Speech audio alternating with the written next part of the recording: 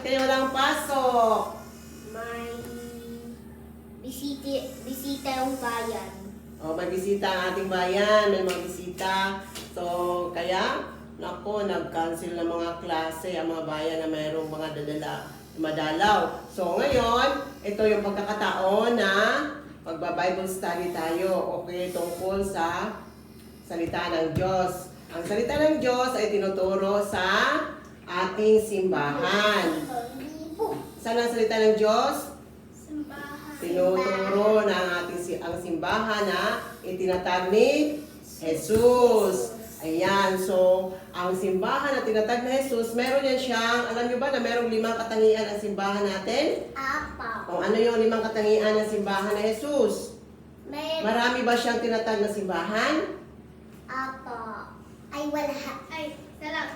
Okay, isa lang. Okay, isa sa mga katangian ng simbahan na tinatag ni Jesus, sasabihin ko sa inyo ha, ang ibig sabihin ay 1. Isa lang ang tinatag ni Jesus na simbahan. Tinayo niya ang kanyang simbahan. Mababasa natin sa Bible. Kaya Bible study, mababasa natin sa Bible sa Matthew 16 verse 18. No, ayan, sa mga nanonood at may Bible, basahin niyo yon. Itinatag ni Jesus ang kanyang simbahan. Ano pa ang katangian natin simbahan? Si Jesus, si Kuya Jesus yung nagpapaaraw at saka nagpapahapon. Siya yung gabi. Okay, siya yung Diyos, yan siya. Siya yung naglikha ng araw at gabi. Ayan. So, ang simbahan naman ang kanyang tinatag ay banal. Ayan, dahil banal ang Diyos, so banal ang simbahan ng kanyang tinatag. At ito pa, pangatlo. Ang pangatlong katangian natin simbahan ay Katoliko. Kaya tinatawag tayo mga Katoliko. Catholic sa English, na ibig sabihin, lumalaganap sa buong mundo ang simbahan ni Kristo na itinatag niya. Alam niyo ba yon? May O yun. Yon, oo. Palaganap niya yon. So kahit saan sulok ng mundo, mayroong simbahan na itinatag ni Kristo, Katoliko. Ha? Tandaan niyo ha, kaya ikaw Tala, kapag grade 4 ka na, anong grade ka na ngayon Tala? Kinder. Wow, kinder. Next year, grade 1, grade 2, grade 3, grade 4. Si Kuya ay grade 2. Malapit na nga si Tara mag-grade 1, umiiyak pa rin eh. Okay, so ganun talaga. Ang grade 2, grade 3, grade 4, malapit na rin si Kuya mag first communion, no? Tuturuan sila ng mga katikista sa paghahanda para magtatanggap sa katawan at dugo ni Jesus. Kaya ang unang tatanong sa inyo sa katikista, sino dito ang mga Katoliko? Ayan. Kasi maraming bata noon, na nung tinatanong ko noon, ay hindi nila alam ano yung Katoliko. Tala, alam mo na yung Katoliko ha? Okay, alam mo na Katoliko. Ang Katoliko na simbahan yung tinatag na Jesus. Wala nang iba. Roman Catholic. Ano pa? Apostolic. Ano ibig sabihin na apostolic? Ang simbahan ay nagmumula sa mga pinalaganap ng mga apostoles. Kung anong tinuro ni Jesus sa kanila, alam niyo ba yung mga apostoles? Opo. Sino yon? Sila yung unang tinawag ni Jesus para turuan ni Jesus. Kumbaga sa pag-aaral, sila yung unang mga estudyante mag-aaral ni Jesus. Unang Oo. Yon, una silang tinuruan ni Jesus. Sila yung mga taong tinawag ni Jesus isa-isa. Halimbawa, Tala, Estel, halika, sumunod ka sa akin, sabi ni Jesus. Isabel, sumunod ka sa akin. O Ezekiel, sumunod ka sa akin, tuturuan ko kayo. Yan. Yun yung mga apostoles ni Jesus. Narinig niyo ako? Apo. Tala, mahulog ka. Okay. Yun yung mga apostoles ni Jesus. Yung una niyang tinuruan. At ang tawag doon sa kanila ay naniwala sila kay Jesus, sumunod sila kay Jesus, ang tawag sa kanila ay simbahan. Yung nung naniwala ka kay Jesus, sumasampalataya ka sa Kanya, simbahan. Kaya tayo, matatawag din tayo mga simbahan. No? Ang simbahan, meron siyang dalawang kahulugan. May simbahan na yung structure, yung ating bahay dalanginan. Doon tayo nagsisimba sa pagtanggap natin ng katawan at dugo ni Jesus. Doon tayo nagdadasal, o doon tayo nag-attend ng misa. Tapos yung simbahan. Lugar. Lugar na simbahan yon. Yung may simbahan, ang original na sinasabi na simbahan, tayo yon mga mananampalataya kay Jesus. Nung wala pa si Jesus, walang simbahan. Alam niyo ba yon? Kasi wala pang mananampalataya sa Kanya. So saan sila nagdadasal tungkol sa Diyos nung wala pa si Jesus? Sa mga...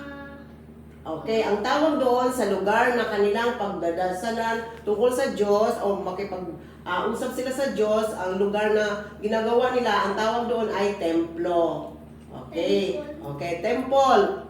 Templo ang tawag doon. Anong tawag doon, Tala? Sa lugar na mga tao doon sila nagdadasal sa Diyos nung wala pa si Jesus? Temple. Very good. Nakikinig si Puging. At ngayon, nung tinatag na ni Jesus ang simbahan, ano ang tawag doon sa lugar saan tayo magsisimba? Tala. Sa... Ano tawag doon sa lugar na saan tayo magsisimba or mag-worship kay God? Sa... Ano? Sa... Sa Simbahan. simbahan. Yun. So, alam na natin ha, ang simbahan may dalawang kahulugan din, no? Meron kasi isang salita, may maraming kahulugan, di ba? Okay, sa simbahan naman, may dalawang kahulugan. Merong simbahan kung saan tayo doon na nanalangin o makiisa sa banal na misa. Simbahan tawag doon sa mga tao na naniniwala kay Jesus. Okay. At ang ating simbahan ay mayroong 5 katangian. So, ano yung 5 katangian na yon? Una, isang simbahan. Pangalawa, banal. Pangatlo, katoliko. Pang-apat, apostoliko. Dahil ito yung galing sa mga apostoles. No? Yung unang simbahan na tinawag ni Jesus, mga tao, mga sumusunod sa Kanya. At pang-5 ay Roman. Okay, kaya Roman, Catholic, Apostolic, Holy, Catholic, and Roman Church tayo. Hindi narinig mo, King? Ilan ang katangian ng ating simbahan? 5. 1, Holy, Catholic, Apostolic, and Roman Church. Kaya, Roman Catholic Church tayo sa in shortcut, no? So, bakit kaya Roman? Ito, babasahin natin, ha? Sige, alam mo ba, sabi, bakit Roman pa ang isa sa katangian ng ating simbahan? Yung una. Tapos Yung original. yun yung original. Ano pa? May sasabihin ako. Kapag nasa simbahan, merong kabaitan, merong binibigay si Diyos na kabaitan para sa katawan. Hindi lang naman yun sa simbahan. Buong katawan, buong espiritu. At Yan. kalakasan. Kasi yung ating katawan at ating espiritu ay magkadugtong yun. Kung manghina ang espiritu, manghina rin ating katawan. Manghina ang ating katawan, manghina din ang ating espiritu kasi magkakadugtong yun sila, no? Naapektuhan ang bawat isa sa kanila. Ano yung espiritu? Ito yung ating kaisipan, ang ating damdamin. Yun yun, espiritu. Hindi yun nakikita, pero nandyan yan sa atin, di ba? Okay, meron ba kayong kaisipan? May isip kayo? Meron ako. Meron kayong damdamin, meron kayong pakiramdam? Meron. O yun, meron din kayong katawan. Lala. Okay, so isa pa. Ito, paliwanag ha, bakit isa sa katangian ng ating simbahan ay Roman o Romana? Ito, pakinig mabuti. Dahil ang sentro ng Kristyanismo ay nasa Roma, nandun yung Santo Papa. At ano pa, kung noong una ay nasa Jerusalem ang sentro ng Kristyanismo, dahil doon itinatag ang iglesia. Tinatag na Jesus ang iglesia noong sa Lucas 24 verse 47. Ngunit ito ay nilipat sa ibang lugar kung saan ito ay magbubunga ng marami. Saan? Malayo sa Jerusalem ang lugar na ito at ang malayong bayan na ito ay ang bayan ng mga Hintel. Saan yung mababasa? Sa Gawa 22 verse 11. Yun yung babasihan natin. At ang bayan ito ay walang iba kundi ang Roma. Sa Gawa 23 verse 11. Yan po yung paliwanag na meron pong bababasa sa Biblia kung bakit nasa Roma ang sentro ng ating simbahan, no? Dahil nga, simula daw sa Jerusalem ang simbahan, doon itinatag ni Jesus, ngunit ito ay pinalaganap ni Jesus. Dahil yun sa lugar na yun, maraming hindi naniwala kay Jesus noon, di ba? Pinako pa nga si Jesus ng kruse, di ba? Sa Jerusalem, kasi hindi lahat ang naniniwala sa kay Jesus, di ba? Diba? Katulad sa atin sa linggo, hindi lahat naniniwala na kailangan magsimba ng linggo, di ba? Tapos Oh. nung pinako si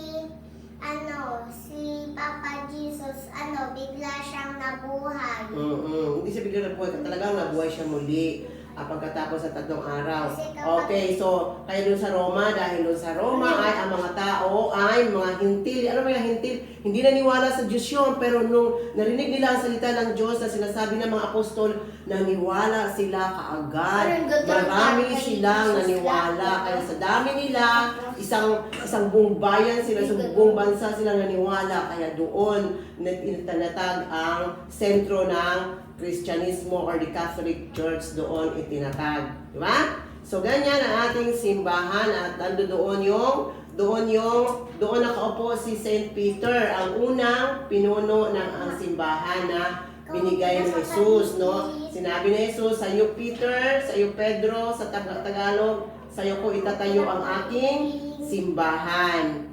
Okay? Unawaan nyo na ang simbahan, ha? Okay, so, ging, kagdating ng grade 4, pag sinasabi sino katoliko dito, alam mo na, ano ang katoliko, ha? Okay, so, ano ang gagawin? Thank you for watching Lola